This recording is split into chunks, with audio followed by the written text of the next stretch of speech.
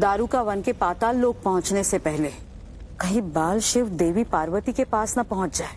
नहीं पहुंच पाएगा माता। उसे मार्ग में रोकने का कार्य ये दोनों करेंगे, अजामुखी और दंडपानी। समझ गए महाराज। नहीं पहुंचेगा बाल शिव दारुका वन, लेकिन असुरराज ये कार्य हम रणनीति बनाकर करेंगे। जैसे? असुरराज बाल शिव दूसरों के दुख से बहुत शीघ्र द्रवित हो जाता है। उसे भावनाओं के भंवर में उलझाकर लक्ष्य से सहजता से भटकाया जा सकता है।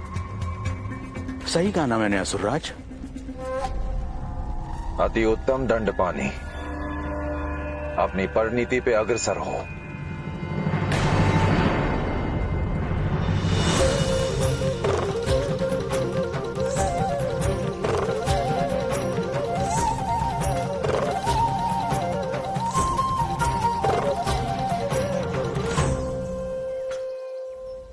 ऋषिवर, मुझे लगता है हमें शिव को ढूंढने जाना चाहिए। देवी, नंदी जी गए हैं ना शिव को ढूंढने। वो उसके मित्र है ऋषिवर। हम शिव के माता पिता हैं। हमारा कर्तव्य है कि हम अपने पुत्र को ढूंढने जाएं। देवी, निश्चय ही माता पिता का अपनी संतान के प्रति कर्तव्य होता है, किंतु आपके शिव स्वयं परमपिता परमेश्वर हैं और संसार में जो कुछ भी घटता है वो परमपिता परमेश्वर की इच्छा से ही तो होता है ना देवी। फिर आप स्वयं को समझा क्यों नहीं पाती देवी कि प्रकरण कुछ भी हो, घटना प्रत्यक्ष हो या परोक्ष हो, सब उन्हीं की इच्छा से होता है ना देवी। आपके पुत्र सामान्य बालक नहीं है तो ऐसी स्थिति आती रहेगी। चिंता मत कीजिए और मन में ये पूर्ण विश्वास रखिए कि जब नंदी जी गए हैं शिव को ढूंढने तो वो उन्हें लेकर अवश्य लौटेंगे।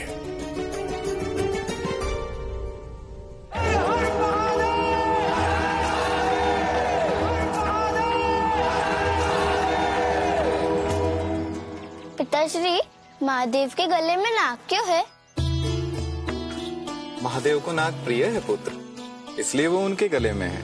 परंतु वो नाग उन्हें डस लिया तो? जो प्रिय होता है ना पुत्र, वो कभी हानि नहीं पहुंचाता। पिताश्री, महादेव के हाथ पे त्रिशूल क्यों है? उसका क्या अर्थ है? तुम्हारे इस कठिन प्रश्न का उत्तर तो पुजारी जी ही दे सकते हैं। मैं ठहरा अज्ञानी व्यक्ति, महादेव की भक्ति के अतिरिक्त मैं तो कुछ भी नहीं जानता। तो फिर किससे पूछूं मैं? कौन देगा मेरे प्रश्न का उत्तर? तुम्हारे प्रश्नों के उत्तर तो स्वयं महादेव ही दे सकते हैं। तो कहिए अपने महादेव से मेरे प्रश्नों का उत्तर दे। मुझे मेरे प्रश्नों का उत्तर चाहिए। परंतु महादेव,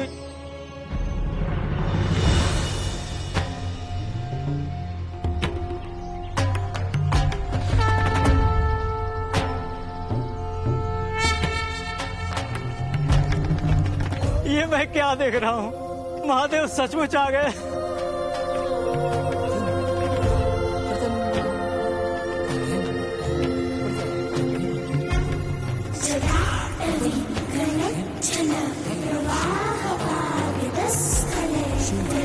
हर हर महादेव, हर हर महादेव, हर हर महादेव, हर हर महादेव, हर हर महादेव, हर हर महादेव, हर हर महादेव, हर हर महादेव। मुझे महादेव समझने की भूल मत कीजिएगा आप सब।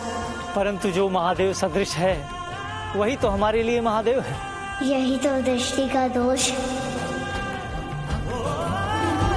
मैं स्वयं महादेव को ढूंढने निकला हूँ। फिर बताइए, मैं कैसे महादेव हो सकता हूँ?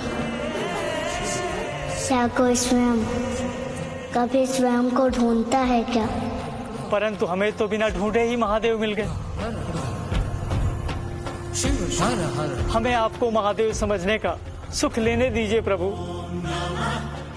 पवित्र मन की इच्छा भगवान की इच्छा होती है। उस इच्छा को अवश्य पूरी करनी चाहिए। आप महादेव हैं? मैं महादेव नहीं हूँ, पर इनके लिए महादेव अवश्य हूँ। अर्थात आप महादेव हैं, तो मुझे बताइए आप त्रिशूल क्यों रखते हैं? अर्थ क्या है इस त्रिशूल का? क्या आप इसे अपनी सुरक्षा के लिए अपने साथ रखते हैं?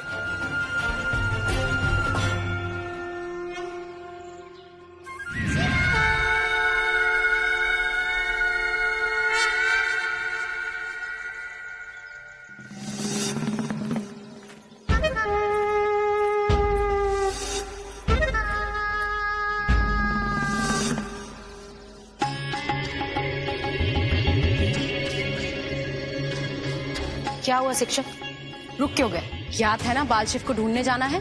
याद है, तभी उनको ढूंढ लिया मैंने। कहाँ? ये देखिए। क्या देखूं? धरती पर बाल शिव के पदचिन्ह।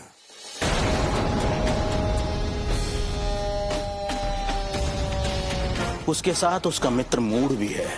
2 लोग और भी हैं उसके साथ जो उस दिशा में गए हैं। तो फिर चलो, हम भी उसी दिशा की ओर जाते हैं जहां सब गए हैं।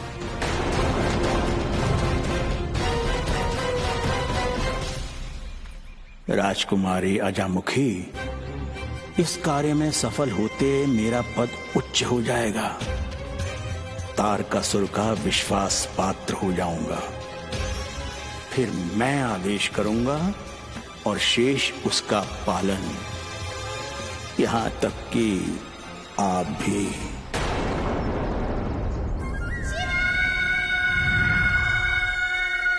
आपने उत्तर नहीं दिया। अपने अंतर मन में आपके प्रश्नों का उत्तर ढूंढ रहा था। तो बताइए। महादेव के गले में जो नाग लिपटा रहता है उसका नाम वासुकी है। वासुकी महादेव का बहुत बड़ा भक्त था। उसकी भक्ति से प्रसन्न होकर महादेव ने उसे अपना आभूषण बनाने का वरदान दिया।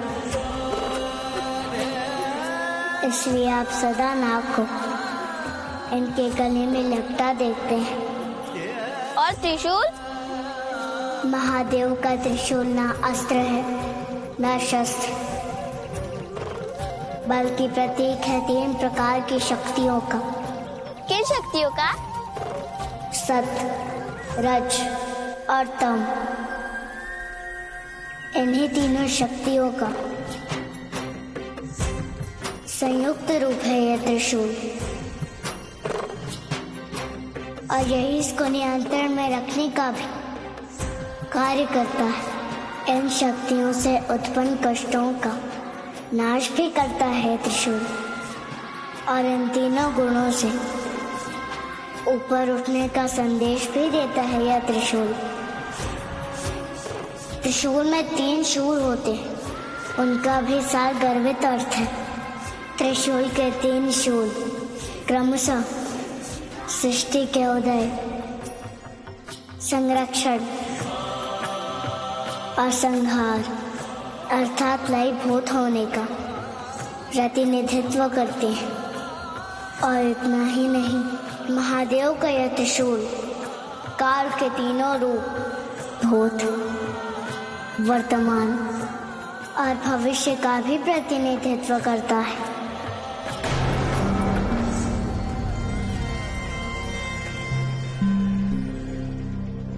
प्रभु, आज आपने इस बालक के साथ साथ हमारी भी जिज्ञासा शांत कर दी।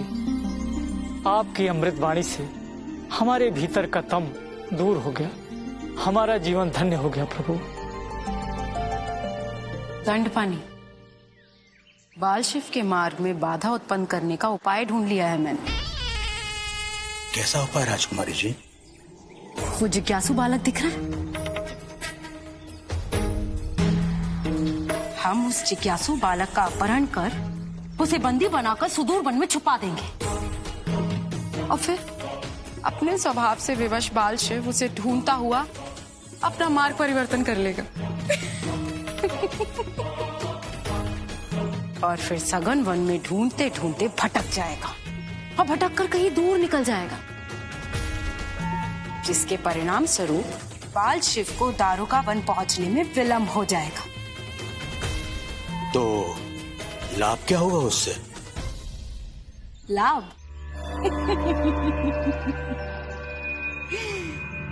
लाभ ये होगा कि मेरे भ्राता तारकासुर को दारुका वन में चक्रव्यूह रचने का समय मिल जाएगा। जो सिंह द्वार खोलेगा मेरे भ्राता की विजय का और पराजित होगा बाल शिव। अब मुझे आज्ञा दीजिए, हमें लंबी यात्रा पर जाना है। इच्छा तो हो रही है कि आपको यहीं रोक कर रख लें, परंतु आपको किसी कार्यवश जाना है, इसलिए हम आपको रोकेंगे नहीं। आप जाएं। हमने आपके रूप में साक्षात महादेव के दर्शन कर लिए, यही महादेव की हम पर कृपा है।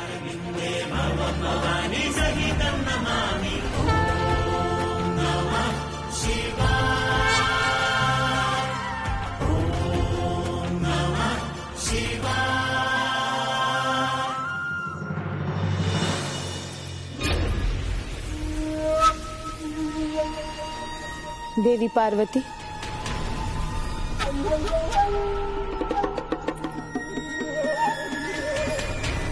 आपके दुख को देखकर स्वयं दुख भी दुख में डूब गया है। देवी पार्वती, आपके दुख का कारण जो मैं समझ रही हूँ, आपको यहाँ रहने के दुख से अत्यधिक आपके महादेव के विरह का दुख व्यथित कर रहा है ना।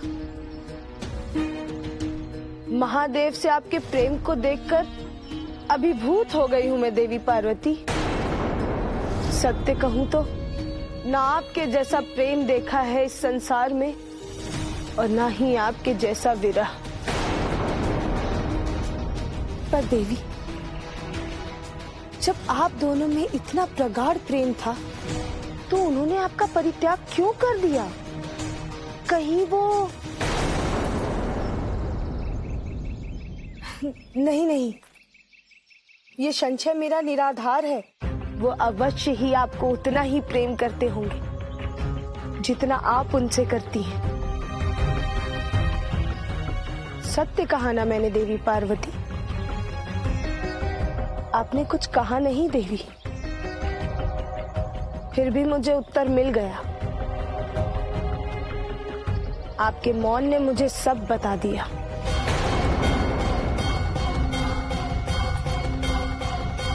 यही कि महादेव के चले जाने में आपका ही दोष है। आपके ही प्रेम में कोई कमी थी जिस कारण आप उन्हें रोक नहीं पाए।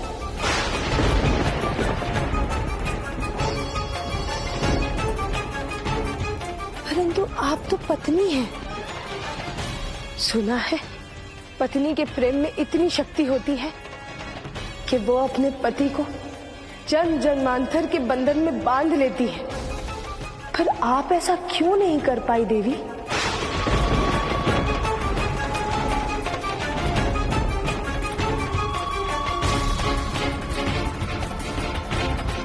आश्चर्य, अब भी मौन।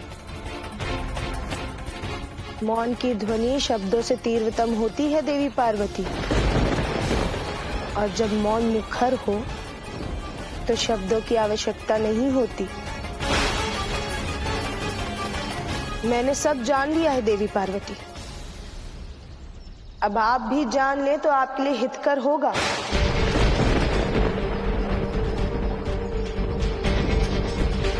महादेव को भूलने का प्रयास कीजिए देवी पार्वती, तभी तो आप यहाँ प्रसन्नचित रह पाएंगे। कुछ कार्यवश बाहर जा रही हूँ, कुछ समय पश्चात लौटूंगी।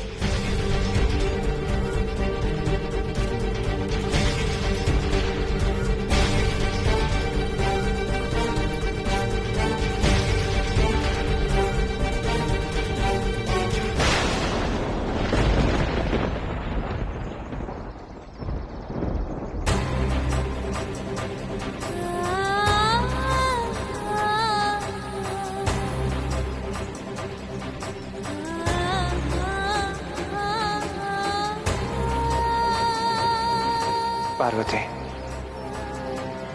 सती के रूप में जब तुम देह त्याग कर चली गई थी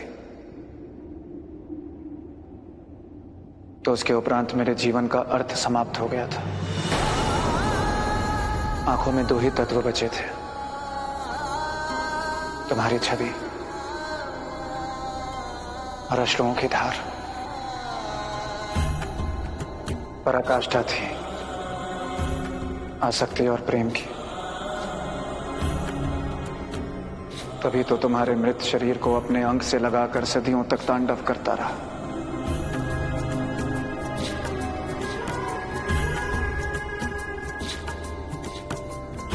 इस आस में कि मेरी सती पुनः जीवित हो जाएगी। सत्य को असत्य मानना ही शाश्वत, पवित्र और नैसर्गिक प्रेम है।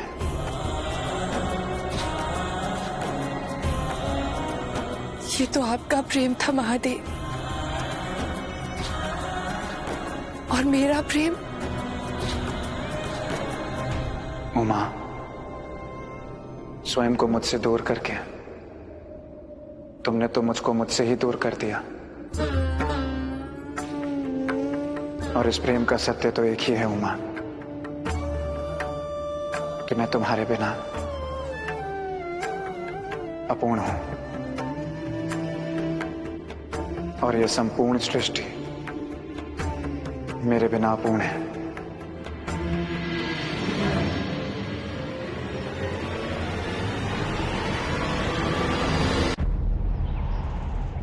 हर विभीषिका के बाद मेरे हर रौद्र रूप को आपने अपने प्रेम से शांत किया महादेव।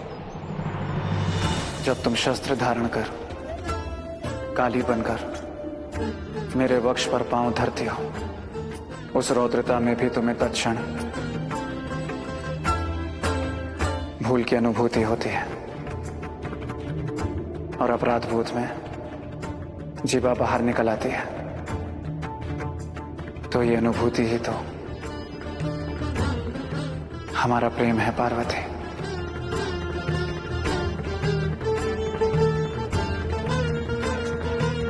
वो तुम्हारा प्रेम ही तो है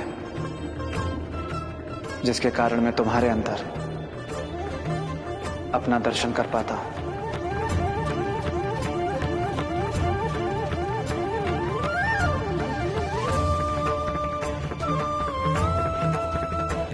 जो हमारा है, मेरा और तुम्हारा, पुरुष और प्रकृति का।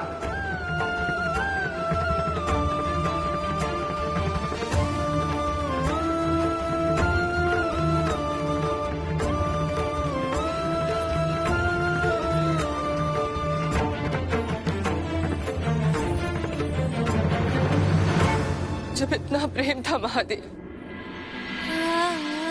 बस एक भूल और सब, और कितना दंड देंगे आप, कितनी पीड़ा पहुंचाएंगे। आपकी पार्वती अब इस पर्वताकार पीड़ा को सहन नहीं कर पाएगी महादेव, नहीं कर पाएगी, टूट जाएगी महादेव। टूटे हुए तारे की भांति विलुप्त हो जाएगी। उससे पहले आप आकर मुझे क्षमा नहीं करेंगे, आप अपनी पार्वती को क्षमा नहीं करेंगे महादेव। वापस लौट आइए ना महादेव, लौट आइए ना महादेव। रुक जाओ।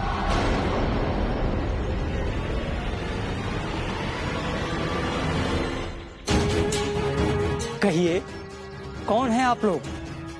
कृपया अपना परिचय और यहाँ आने का प्रयोजन बताएं। हमारा परिचय और प्रयोजन दोनों शीघ्र ही जान जाओगे पुजारी। कौन हो तुम? बताओ, अन्यथा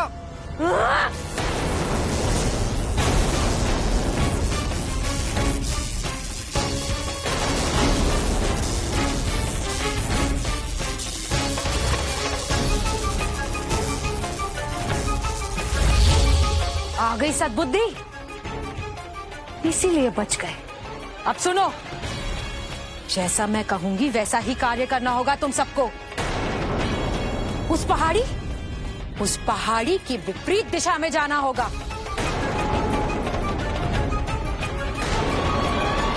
आगे बढ़ो।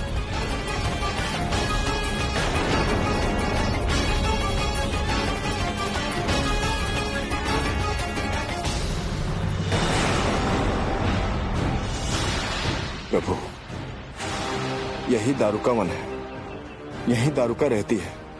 माता पार्वती को वरदान के बंधन में बांधकर उसने यहीं पर रखा है प्रभु।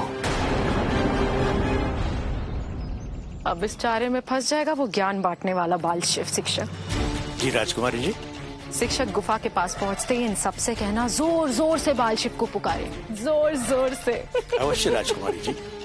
और अपने स्वभाव के अनुसार इन सब की आवाज सुन के वो बाल शिव इन सब की ओर आएगा और उसके समीप आते ही उसकी आंखों के सामने मैं अपनी मायावी शक्ति से इन सबको गुफा के अंदर भेज दूंगी और वो बाल शिव इन सबको बचाने के लिए गुफा के द्वार के अंदर प्रवेश करेगा और वहाँ जाकर फंस जाएगा, क्योंकि वो द्वार होगा भूल भुलैया का। मित्र शिव, गाँव वालों को राक्षसी बंदी बनाकर ले जा रही है। ये अवश्य ही तारकासुर की राक्षसी है प्रभु। हमें जाकर उनकी रक्षा करनी होगी। हाँ चलो मित्र। रुको मोड़, तुम सब लोग यहीं रुको, हम सब जाएंगे तो समय लगेगा। तब क्या तुम अकेले जाओगे? नहीं मोड़, मैं और मित्र नंदी जी जाएंगे। चलिए मित्र।